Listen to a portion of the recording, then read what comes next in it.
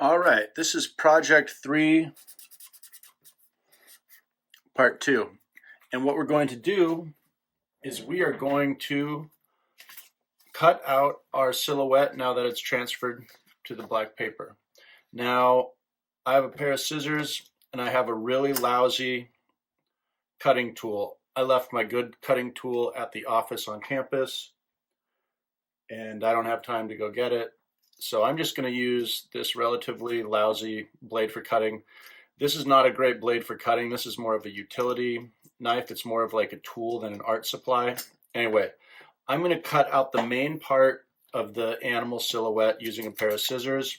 And then I'm going to use this to get the detail areas, okay?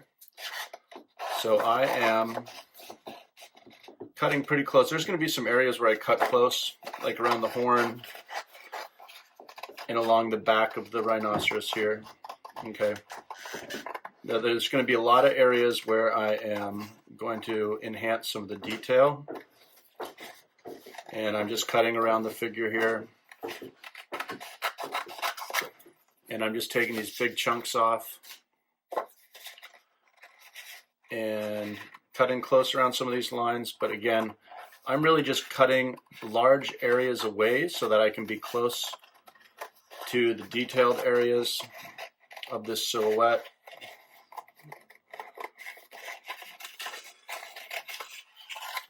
All right, so you notice that I'm not trying to get super close. You just want to remove the paper because that's really going to be a barrier to you getting some of these more detailed parts when you start using the Exacto blade.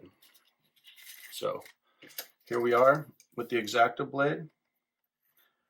What you're going to do is cut areas and then see how I'm cutting away. So I'm not going to use my blade and cut all the way around the form. I'm going to use my blade to cut into certain areas of the outline. So you see how I'm doing that? I'm just cutting little pieces out and paying attention to those sketchy lines that we drew, because that's going to create some of the personality. So we can kind of see the silhouette. See, those lines have much more personality than this line. Now, actually, that looks kind of cool. Look at it, looks like a whale bear or something like that. All right. Anyway, so I just want to show you those lines that we're achieving. Okay. So what I'm going to do is cut a little close here.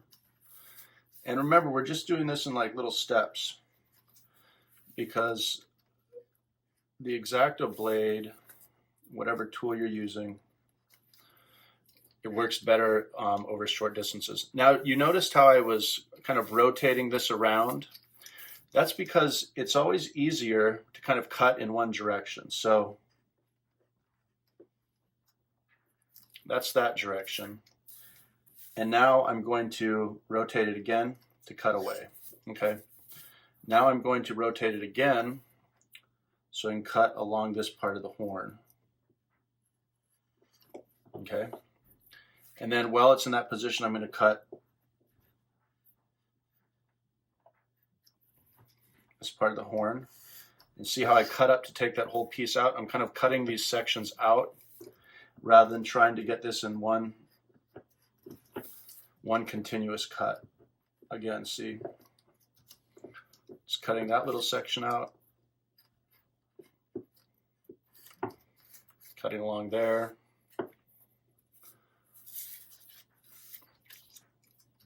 cutting around these ears. Wow, you all are just getting this beautiful soundscape of my house here. You can hear my dog chewing on its chew toy bone right above me here. Hear my girlfriend walking around upstairs. All right, so I'm cutting this out, but I like to check on my silhouette. Look at that. That's quite a bit of personality. And the reason that personality exists is because of these kind of sketchy lines. If this were one continuous drawn or cut line, it wouldn't look as good. So That's why we're doing these small cuts here. All right, we'll cut this cute little rhinoceros tail here. All right. And now, like I said, this is the worst possible blade to use for this. An Exacto Blade is much nicer. And again, I'm cutting, I don't even know if I mentioned this yet, but I'm cutting on this cutting mat, which is really neat. It's called a self-healing cutting mat. And what that means is my blade can cut into it. And it provides this nice cushion for the blade to cut in through the paper and then sink into a surface underneath. So, and that's an area I can cut out. This is a cool trick too. You can use your blade to pull away the parts, okay? And again, remember, I'm rotating this to make sure that I can cut in the most efficient direction. Is that? All right. So we're getting close here.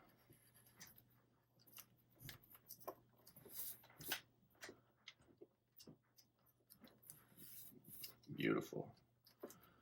All right, this is looking good.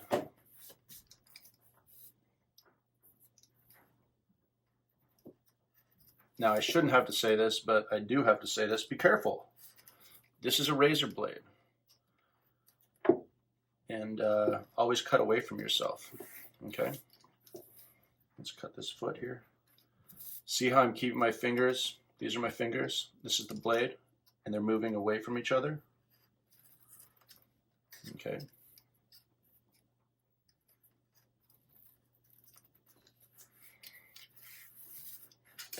All right. Let's take a look at our work.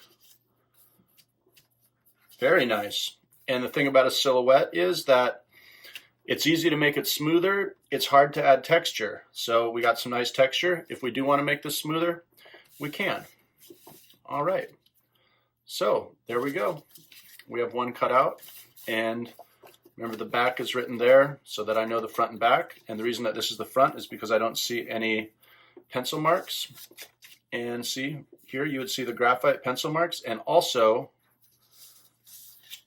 this is a lot smoother around the edge because of the way that the blade enters the paper. So that's why we mark it back, because if you're in the middle of your animation or working on your animation and you get this confused, you're going to be able to see all this graphite reflecting. Now, if it's something you want to get rid of and you do want to use the back part of this in your animation, then you'll have to go around and erase that graphite, okay? And just be careful, because you could end up tearing your silhouette, okay? But this is the back and this is the front. Now repeat that process for your other silhouette.